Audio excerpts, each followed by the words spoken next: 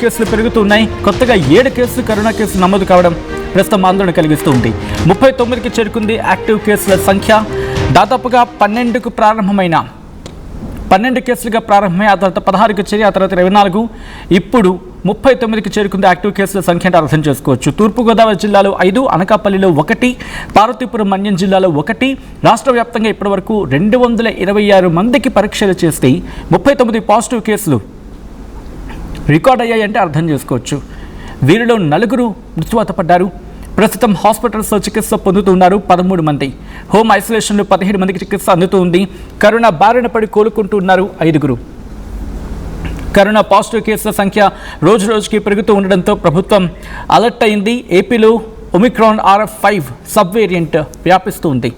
హాస్పిటల్స్లో మాస్కులు, RT-PCR testing kits, oxygen cylinders, మందులు సిద్ధం కావాలి. ఇన్ఫ్యాక్ట్ ఇదే అంశానికి సంబంధించి గవర్నమెంట్ కూడా చాలా సీరియస్గా వర్కౌట్ చేస్తూ ఉంది.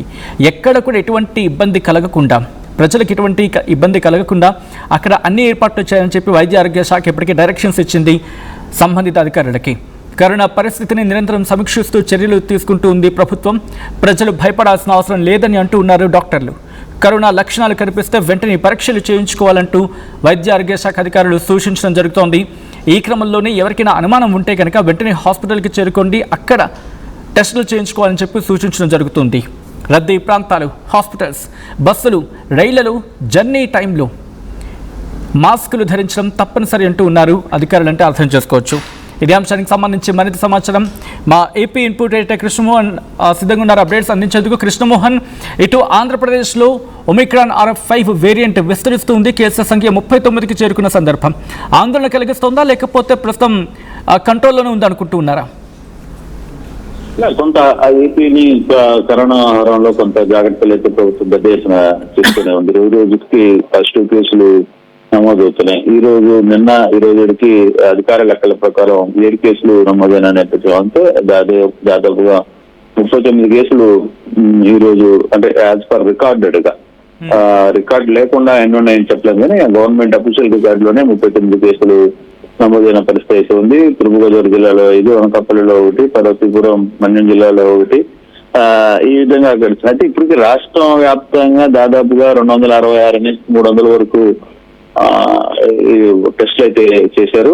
దాదాపుగా దాంట్లో 39 కేసులు పాజిటివ్ రిపోర్ట్ అయితే అయింది. వీరిలో 4 గుంటూరుకు సంబంధించిన 3, మరో జిల్లాలో 4 చనిపోయిన పరిస్థితి. అయితే ఇప్పుడు వరకు కూడా ఎవరు ఆ 4 తప్పితే మిగతా ఎక్కడ కూడా రిపోర్ట్స్ అయితే డెత్ రిపోర్ట్స్ అయితే లేవు.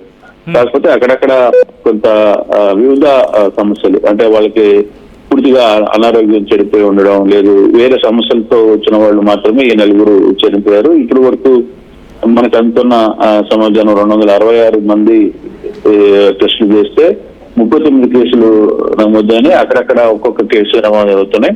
కానీ ఐసోలేషన్స్ మాత్రం చాలా గట్టిగానే చేశారు. అయితే ఇప్పుడు ఏపీలో వ్యాపిస్తున్న ఈ కరోనా ఒమిక్రాన్ RF.5 నమోదైనా దీనివల్ల పెద్ద సమస్య లేదని చెప్తున్నారు. కానీ ఎక్కడో కొంత ఆందోళన అయితే ఉంది.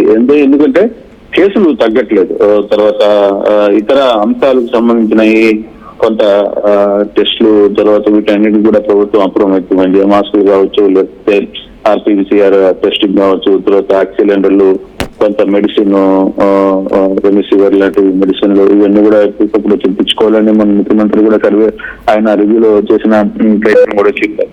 సో ఆ దిశగా కొంత అప్రమత్తం అయితే చేశారు. కొన్ని ప్రాంతాల్లో ఇప్పుడు ప్రధానంగా నెల్లూరు, గుంటూరు, మణిపాల్, విజయవాడ మణిపాల్, తర్వాత వైజాగ్ GGH, అట్లా కొన్ని ప్రభుత్వ ఆసుపత్రులు ఐసోలేషన్స్ వార్డ్స్ ను కూడా సెపరేట్ గా పెట్టిన పరిస్థితి అయితే ఉంది. అయితే గతంలో ఉన్న కరోనా లాగా ఇక్కడ భయపడాల్సిన అవసరం లేదు అనేది డాక్టర్లు క్లియర్ గా చెప్తున్నా.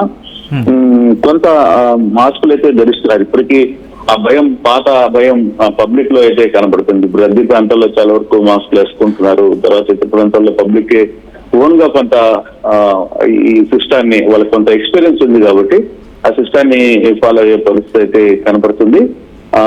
చూడాలి ఇక రాబోయే రోజుల్లో ఓరియంటెడ్ దాకైతే డెత్లు పెద్దగా లేకపోవడం, దానికి సంబంధించి ఎక్కడ ఆ 4 డెత్తుల్లో కూడా చనిపోయిన వాళ్ళలో కూడా వాళ్ళకి వేరే కారణాలు, వివిధ హెల్త్ ఇష్యూస్ మీద చనిపోయినట్టుగా కొంత సమాచారం ఉంది కాబట్టి ఎక్కడ దీని గురించి పెద్దగా టెన్షన్ పడాల్సిన అవసరం లేదు అని చెప్పి మాత్రం క్లియర్ గా చెప్తున్నారు సత్యం.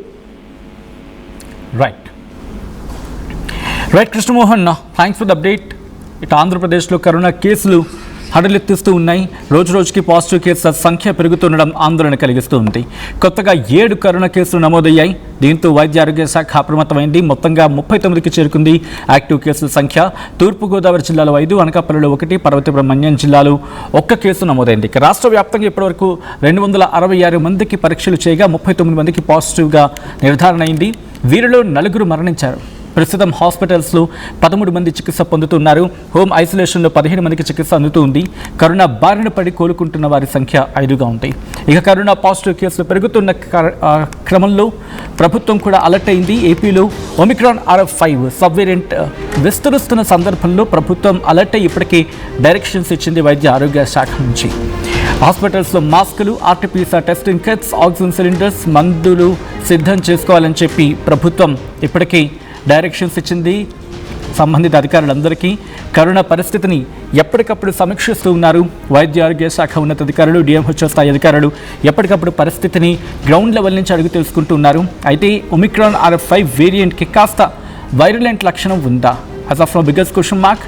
అయితే దీని మీద పూర్తి స్థాయిలో ఇన్ఫర్మేషన్ తీసుకునే ప్రయత్నం చేస్తూ ఉన్నారు. నిజంగా వైరలెంట, దాంతోపాటు మోర్టాలిటీ ఎలా ఉంది అంటే దీని వ్యాధి అని అనడానికి లేదు, కానీ వైరస్ విస్తరణ ఏ స్థాయిలో ఉంటుంది, మరణాలు ఏ స్థాయిలో ఉంటాయి, వీటన్నిటి మీద అంచనాలు ఉన్నాయి. ప్రస్తుతం వాటిని పరిశీలిస్తున్నారు క్షుణ్ణంగా సంబంధిత వైద్య ఆరోగ్య శాఖ అధికారులు. అయితే ప్రజలు భయపడవలసిన అవసరం లేదని అంటూ ఉన్నారు డాక్టర్లు. కరోనా లక్షణాలు కనిపిస్తే వెంటనే పరీక్షలు చేయించుకోవాలంటూ సూచించడం జరుగుతోంది.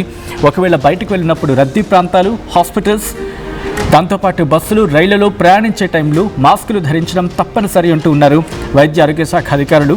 ఈ క్రమంలోనే SMS అంటూ ఉంటాం, అంటే కాస్త డిస్టెన్స్, సోషల్ డిస్టెన్స్ పాటించడం, మాస్కులు ధరించడం, దాంతోపాటు శానిటైజేషన్, చేతులు శుభ్రంగా కడుక్కోవడం, ఈ మూడింటిని పాటిస్తే కనుక కరోనా వ్యాప్తిని, కరోనా విస్తరణని కాస్త అడ్డుకట్ట వేసే అవకాశం ఉంటుంది. ఎందుకంటే వేరియంట్స్ మారుతూ ఉంటాయి. కొన్ని సందర్భాల్లో అవి మ్యూటేషన్స్ జరిగినప్పుడు కొత్త రూపాన్ని సంతరించుకుంటూ ఉంటాయి. ఆ కొత్త రూపం సంతరించుకునే సందర్భంలో అవి కొన్ని బలంగా ఉంటాయి, ఇంకొన్ని బలంగా ఉంటూ ఉంటాయి, దాన్ని మించిన బలంగా ఉంటాయి, ఇంకొన్ని బలహీనంగా ఉంటూ ఉంటాయి. సో కొన్ని వేరియంట్స్ మనం చూసాం, ఒమిక్రా, ఆల్ఫా, బీటా, ఆల్ఫా, దాంతోపాటు ఇటు ఒమిక్రాన్, ఇలాంటి కొన్ని వైరసెస్ మాత్రం, ఇన్ఫ్యాక్ట్ కొన్ని వేరియంట్స్ మాత్రం వాటిలో మ్యూటేషన్స్ జరిగి, ఇప్పుడు RF5 వేరియంట్ ఇది, సో మ్యూటేషన్స్లో వచ్చిన కొత్త వేరియంట్ ఇది. సో కాబట్టి కాస్త జాగ్రత్త తీసుకోవాల్సిన అవసరం.